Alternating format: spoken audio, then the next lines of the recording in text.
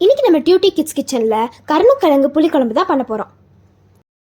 Pan heat ஆனதும் 2 spoon நல்லெண்ணெய் விட்டுக்கலாம். இப்போ கடுகு, வெந்தயம், கருவேப்பிலை போட்டு தாளிச்சிக்கலாம்.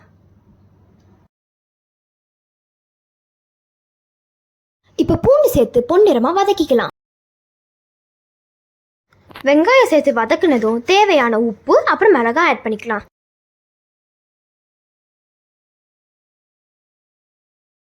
எல்லாம் வதங்கினதும் தக்காளி ஆட் பண்ணிக்கலாம்.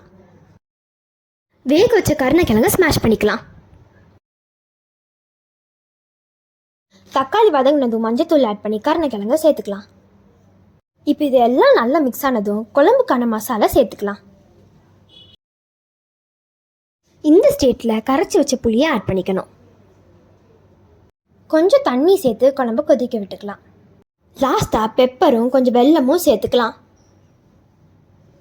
அவ்வளோதான் கைஸ், சுவையான கருணக்குழம்பு ரெடி.